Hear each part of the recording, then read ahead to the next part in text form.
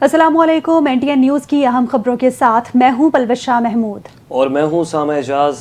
Headlines आपने मुलाहिजा की और अब बुलेटिन का आगाज़ करेंगे। सबसे पहले आपको अहम खबर देते चलें कि सदर मुमलिकत आसिफ अली जरदारी ने फ्रंटियर कांस्टेबलरी रीऑर्गेनाइजेशन ऑर्डिनेंस 2025 जारी कर दिया है और ऑर्डिनेंस के मुताबिक फ्रंटियर कांस्टेबलरी अब फेडरल कांस्टेबलरी कहलाएगी। मुल्क भर में FC का दायरा इख्तियार बढ़ाने का ऑर्डिनेंस जारी किया जा रहा है। FC एक्ट 1915 में तरमीम मंजूरी के बाद ऑर्डिनेंस जारी किया गया है। FC चारों सूबों और इस्लामाबाद में काम करने का इख्तियार रखेगी। आज़ाद जम्मू व कश्मीर गिलगित बल्तिस्तान में भी काम का इख्तियार हासिल होगा। ऑर्डिनेंस में ये कहा गया कि फेडरल कांस्टेबलरी का इंस्पेक्टर जनरल वफाकी हुकूमत तैनात करेगी और FC से मुतालिक कवायद व ज़वाबित बनाए जाएंगे। हर डिवीजन में एक विंग कमांडर तैनात किया जाएगा और डिवीजनल विंग कमांडर का रैंक डिप्टी इंस्पेक्टर जनरल के बराबर होगा, जबकि वफाकी हुकूमत लॉ एंड ऑर्डर के क़याम के लिए वफाकी रिजर्व फोर्स भर्ती कर सकेगी। फेडरल कांस्टेबलरी की जिम्मेदारी फसादात कंट्रोल और दाखिली सिक्योरिटी, काउंटर टेररिज्म और तहफ़्फ़ुज़ की होगी। ऑर्डिनेंस के मुताबिक FC की एक सिक्योरिटी डिवीजन और दूसरी फेडरल रिजर्व डिवीजन होगी। फेडरल कांस्टेबलरी में भर्ती के लिए मुल्क भर में दफातर कायम किए जाएंगे। तंजीम नौ फ्रेमवर्क के तहत फेडरल कांस्टेबलरी की command police service of Pakistan के अफसरान करेंगे। सुप्रीम कोर्ट ऑफ पाकिस्तान में जजेस सीनियरिटी केस में अदालती फैसले के खिलाफ मजीद 2 इंट्रा कोर्ट अपीलें दायर कर दी गई हैं। रिपोर्ट के मुताबिक अपीलें कराची बार और शुएब शाहीन की जानिब से दायर की गई हैं। इंट्रा कोर्ट अपीलों में जजेस सीनियरिटी केस का 19 जून का फैसला कलअदम करार देने की इस्तदा की गई है। अपीलों में मौक़िफ़ अपनाया गया कि सुप्रीम कोर्ट ने आइन की दरख्वास्त तशरीह नहीं की और सुप्रीम कोर्ट ने आर्टिकल 200 में लफ्ज़ मुस्तकिल तबादले को खुद अखज़ किया है। दरख्वास्त गुजारों ने अपीलों में मजीद कहा कि आइन में जजेस के मुस्तकिल तबादले का कोई तसव्वुर नहीं। जजेस की आसामियों पर तैनाती जुडिशल कमीशन के जरिए ही मुमकिन है। अदालत का ये करार देना कि तबादले से भी आसामी पर तैनाती हो सकती है, आइन के खिलाफ है। जजेस सीनियरिटी तय करना सदर मुमलिकत का इख्तियार नहीं।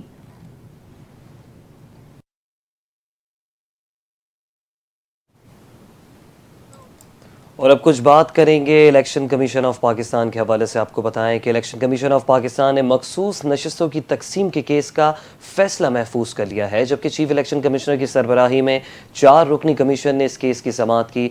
जमीयत उलमा इस्लाम और मुस्लिम लीग नून के वकील इलेक्शन कमीशन के रूबरू पेश हुए। नून लीग के वकील ने कहा, जब JUI और हमारी सीटें बराबर हैं तो मखसूस नशस्तें कैसे बराबर नहीं हो सकती? मेरे उम्मीदवार को कैसे हक राय दही से महरूम किया जा सकता है? हमारी 8 और JUI की 10 सीटें कैसे हो सकती हैं?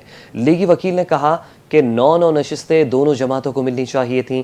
कानून के मुताबिक बराबर होने पर टॉस हो सकता है। हम बराबर होने पर टॉस की इस्तदा करते हैं। JUI के वकील कामरान मुर्तज़ा ने कहा कि 16 फरवरी तक अगर तारिक अवान का नोटिफिकेशन जारी हो तो वो भी शामिल होते। एक सीट की खातिर पूरे मुल्क में मखसूस नशिस्तों का मामला दोबारा खड़ा हो जाएगा और पूरे मुल्क की मखसूस नशिस्तों के नोटिफिकेशंस वापस हो जाएंगे।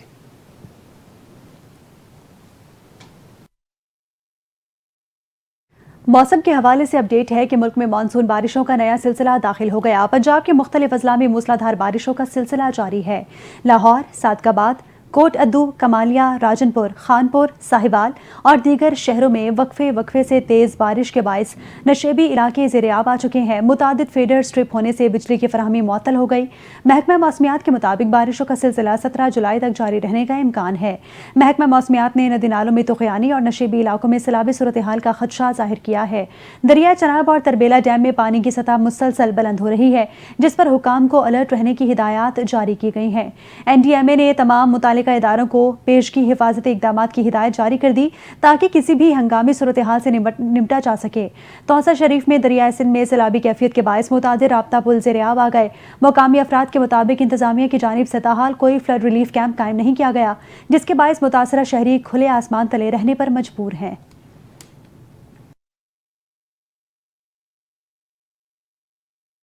और यहाँ आपको मौसम का मज़ीद अहवाल बताते चले, जहाँ मुल्क भर में मानसून बारिशों का स्पेल अब भी जारी है। कोई सुलेमान के नदी नालों में तुग़यानी के बायस वज़ीर आला पंजाब मरीम नवाज़ ने इंतज़ामिया को अलर्ट रहने के अहकाम दे दिए हैं। वज़ीर आला पंजाब की राजनपुर और दीगर इलाकों से पानी की फौरी निकासी की हिदायत, तोंसा के सैलाब मुतासर इलाकों में फौरी रिलीफ ऑपरेशन का हुक्म दे दिया। मरीम नवाज शरीफ ने DG खान और दीगर इलाकों के मसाइल फौरी तौर पर हल करने की भी हिदायत कर दी। वज़ीर आला पंजाब ने कहा कि बारिश के पानी से عوام خصوصاً خواتین اور بچوں کو مشکلات ہوتی ہیں، پانی کی نکاسی جلد عمل میں لائی جائے۔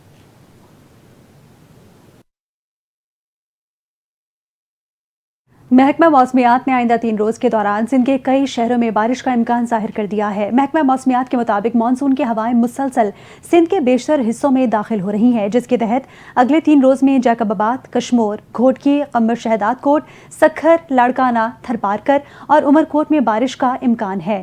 ٹھٹھہ، سجاول، بدین، جامشورو اور کراچی میں کہیں کہیں ہلکی بارش یا بوندا باندی ہو سکتی ہے۔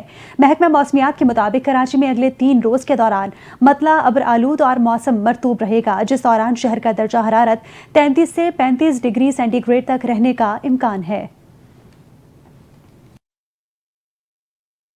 اور اب کچھ بات کر لیتے ہیں بلوچستان کی، جہاں جاری مونسون بارشوں کے باعث خواتین اور بچوں سمیت 16 افراد جان کی بازی ہار گئے اور 8 افراد زخمی بھی ہوئے۔ پی ڈی ایم ای کی جاری کردہ رپورٹ کے مطابق امواج جوب، زیارت، موسیخیل، خزدار، لورالائی، لزبیلا اور کولو کے علاقوں میں ہوئی۔ رپورٹ کے مطابق 28 جون سے جاری بارشوں اور سیلابی صورتحال کے نتیجے میں صوبے بھر کے مختلف اضلاع میں 58 مکانات کو نقصان پہنچا، 47 مکانات جزوی جبکہ 11 مکانات مکمل طور پر منہدم ہو گئے ہیں۔ طوفانی بارشوں کے باعث نشیبی علاقے زیر آب آنے سے لوگوں کو شدید مشکلات کا سامنا ہے، جبکہ متعدد رابطہ سڑکیں بھی متاثر ہوئیں۔ پی ڈی ایم ای کی جانب سے متاثرہ اضلاع میں امدادی سرگرمیاں جاری ہیں، جبکہ متاثرہ خاندانوں کو خوراک، ٹینٹ اور دیگر ضروری ساز و سامان فراہم کیا جا رہا ہے۔ متاثرہ علاقوں میں ریلیف کی فراہمی کے لیے مقامی انتظامیہ اور ریسکیو ٹیموں کو بھی متحرک کر دیا گیا۔ حکام کے مطابق مونسون بارشوں کے سلسلے کے دوران عوام کو محتاط رہنے اور غیر ضروری سفر سے گریز کرنے کی ہدایت بھی جاری کر دی گئی ہے۔ وزیر اعلیٰ پنجاب مریم نواز شریف کی زیر صدارت اپنی چھت اپنا گھر منصوبے پر اہم اجلاس ہوا۔ مریم نواز کو منصوبے کی موجودہ صورتحال پر تفصیلی بریفنگ دی گئی۔ وزیر اعلیٰ نے اپنی چھت اپنا گھر منصوبے کی رفتار مزید تیز کرنے کا حکم دے دیا۔ بریفنگ میں بتایا گیا کہ اپنی چھت اپنا گھر پروگرام کے پلیٹ فارم سے 51,911 نادار خاندانوں کو قرضہ فراہم کیا جا چکا ہے۔ اب تک 60 ارب 50 کروڑ روپے کی خطی رقم تقسیم کی جا چکی ہے۔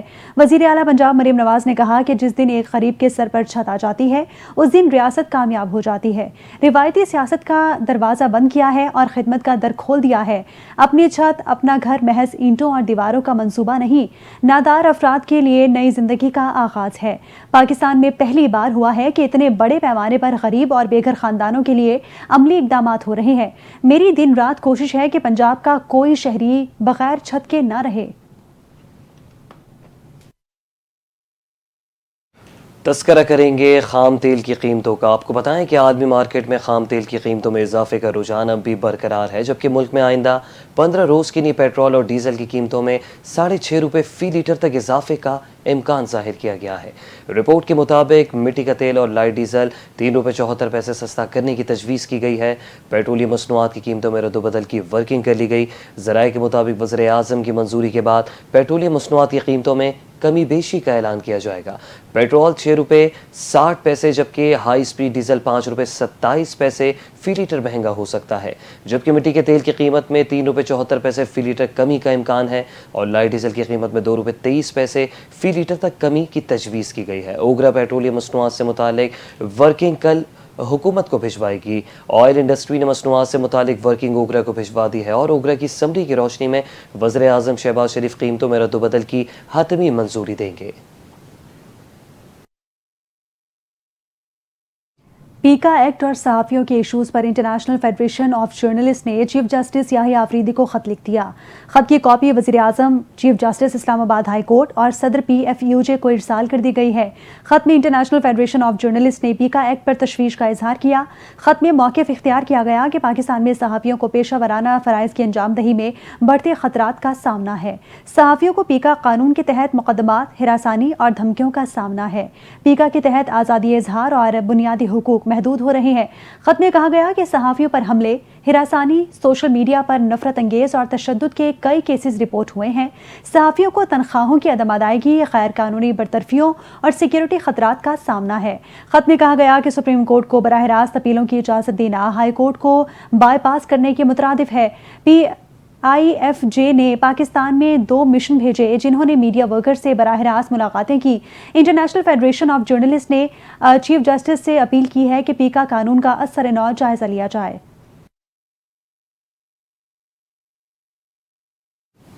اور رانا ثناءاللہ نے پاکستان تحریک انصاف کو ایک مرتبہ پھر سے خبردار کر دیا ہے۔ وزیر اعظم کی مشیر برائے سیاسی امور رانا ثناءاللہ نے کہا ہے کہ پی ٹی آئی کا احتجاج اگر پرامن نہ ہوا تو قانون اپنا راستہ اپنائے گا۔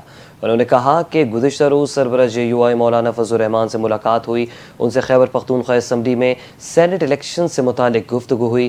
رانا ثناءاللہ نے کہا کہ ہم نے اپنی گزارشات مولانا فضل الرحمان کے سامنے رکھی تھی، انہوں نے ہماری گزارشات پر اپنی رائے کا اظہار کیا۔ ہماری خواہش اور کوشش ہے کہ مل کر ووٹ استعمال کیا جائے۔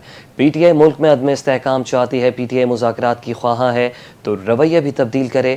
رانا ثناءاللہ نے یہ بھی کہا کہ پی ٹی آئی کو احتجاج اور دھمکیوں کا رویہ اب ترک کرنا ہوگا۔ پرامن احتجاج ہر سیاسی جماعت کا جمہوری حق ہے، پی ٹی آئی کا احتجاج پرامن نہ ہوا تو قانون اپنا راستہ اپنائے گا۔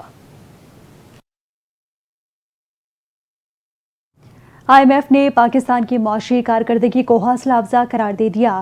سسٹینیبلٹی ڈیولپمنٹ پالیسی انسٹی ٹیوٹ میں خطاب کرتے ہوئے نمائندہ آئی ایم ایف نے کہا کہ ای ایف ایف پروگرام کے تحت پاکستان کی معاشی کارکردگی میں بہتری آئی ہے، تاہم دیرپا ترقی کے لیے سیاسی رکاوٹوں سے نمٹنا ناگزیر ہوگا۔ 2025 میں اس کے بعد پاکستان مزید ترقی کرے گا۔ آئی ایم ایف نمائندہ نے ماحولیاتی اصلاحات کے شعبے میں پاکستان کی پیش رفت کو سراہا اور کہا کہ پاکستانی معیشت کو اب بھی کئی چیلنجز درپیش ہیں۔ انہوں نے زور دیا کہ ٹیکس محصولات کے دائرہ کار کو وسعت دینا اور بجلی کی ترسیل اور تقسیم کے نظام کو بہتر بنانا حکومت کی اولین ترجیحات میں شامل ہونا چاہیے۔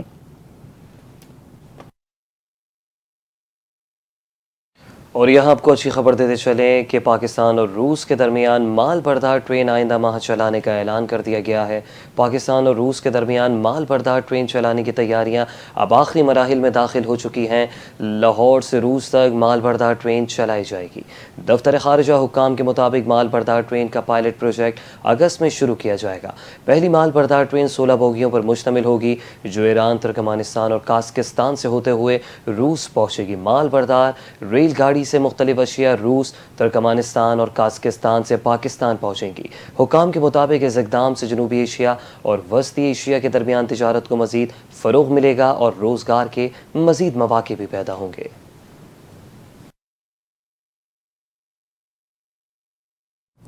آگے بڑھتے ہوئے آپ کو بتائیں کہ سندھ کے ضلع کشمور کے کچے کے علاقے میں پولیس اور رینجرز نے مشترکہ طور پر جرائم پیشہ عناصر کے خلاف بڑا آپریشن کیا ہے۔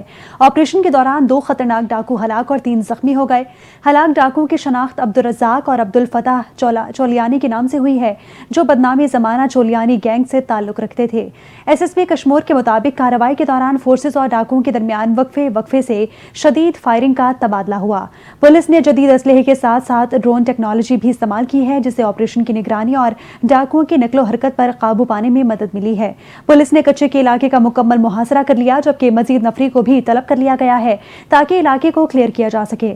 ایس ایس پی کشمور کا کہنا ہے کہ چولیانی گینگ کے خلاف جاری آپریشن جلد منطقی انجام تک پہنچے گا اور ضلع بھر میں امن و امان کی صورتحال مکمل بحال کی جائے گی۔ ڈاکوؤں کے خلاف آپریشن تاحال جاری ہے اور سیکیورٹی فورسز علاقے میں مکمل طور پر الرٹ ہے۔ امریکی صدر ڈونلڈ ٹرمپ نے روسی حملوں سے مقابلے کے لیے یوکرین کو پیٹریوٹ اے ڈیفنس سسٹم فراہم کرنے کا اعلان کر دیا ہے۔ غیر ملکی خبر رساں ایجنسی کے مطابق امریکی صدر ڈونلڈ ٹرمپ نے کہا کہ ہم یوکرین کو پیٹریوٹ دفاعی سسٹم بھیجیں گے جن کی انہیں اشد ضرورت ہے۔ یہ ہتھیار ایک نئے معاہدے کے تحت یوکرین کو بھیجے جائیں گے، جس کے تحت نیٹو کچھ ہتھیاروں کی قیمت امریکہ کو ادا کرے گا۔ ٹرمپ نے یہ بھی واضح نہیں کیا کہ یوکرین کو کتنے سسٹمز فراہم کیے جائیں گے، جبکہ ٹرمپ نے دعویٰ کیا تھا کہ وہ روسی صدر کے ساتھ مل کر یوکرین کے ساتھ جنگ ختم کر سکتے ہیں، لیکن وہ یوکرین پر مسلسل روسی میزائل حملوں پر مایوس ہیں۔ فرانسیسی صدر میکرون نے فرانس کے دفاعی اخراجات بڑھانے کے منصوبے کا اعلان کر دیا۔ صدر میکرون نے طے شدہ 2030 کے منصوبے سے 3 سال قبل ہی 2027 تک دفاعی اخراجات دگنے کرنے کا عزم کیا ہے۔ انہوں نے کہا کہ 2017 میں فوجی بجٹ 32 ارب یورو تھا، جو 2027 تک بڑھا کر 64 ارب یورو کر دیا جاتا ہے۔ صدر میکرون نے عالمی منظرنامے کو بیان کرتے ہوئے دفاعی اخراجات بڑھانے کی ضرورت پر زور دیا۔ صدر میکرون نے عالمی منظرنامے میں پاکستان بھارت جنگ کا بھی ذکر کیا ہے۔ पाक भारत जंग को हालिया दिहाइयों की सबसे शदीद फ़ज़ाई लड़ाइयों में शामिल किया। सदर मैक्रोन ने कहा कि गुज़िश्ता चंद महीनों में हमने ईरान पर बमबारी, भारत और पाकिस्तान के दरमियान झड़पें देखी हैं, यूक्रेन जंग समेत बड़े तनाज़ात के फैलाव का मुशाहिदा किया है। उन्होंने मज़ीद कहा कि दुनिया में आज़ाद रहने के लिए आपका ताकतवर होना ज़रूरी है और इसके लिए कौम को मजबूत होना पड़ेगा।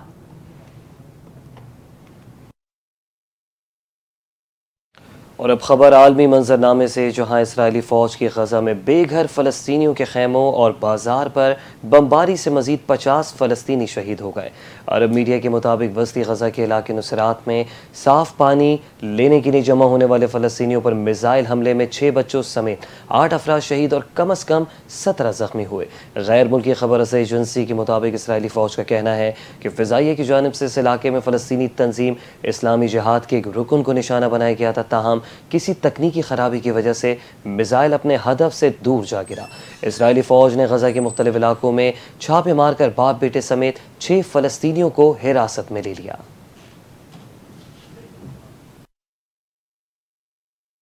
पाकिस्तान के Olympic gold medallist athlete Arshad Nadeem training के लिए बरतानिया चले गए। एथलीट अपने कोच सुलेमान इकबाल भट्ट के साथ 11 अगस्त तक लंदन में ट्रेनिंग करेंगे। अरशद नदीम पिंडली में खिंचाव की वजह से पोलैंड में अगस्त में होने वाली डायमंड लीग से दस्तबरदार हो गए थे। अरशद नदीम स्विट्ज़रलैंड में शेड्यूल डायमंड लीग में पाकिस्तान की नुमाइंदगी करेंगे। इवेंट में भारत के नीरज चोपड़ा भी शरीक होंगे। डायमंड लीग 24 से 29 अगस्त को तय है। पाकिस्तान एथलीट 13 से 21 सितंबर तक होने वाली टोक्यो वर्ल्ड एथलेटिक्स चैंपियनशिप में भी शिरकत करेंगे।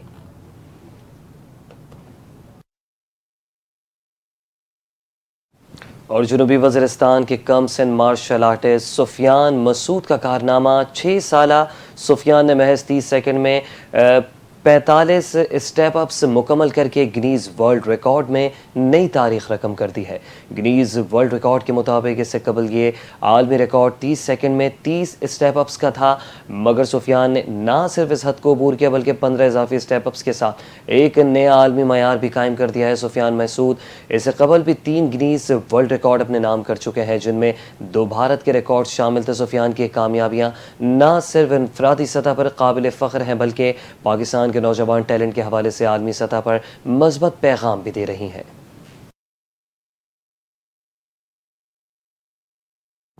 और इसी के साथ ही न्यूज़ बुलेटिन से फिलवक्त इतना ही। मज़ीद खबरों के लिए देखते रहिए NTN न्यूज़।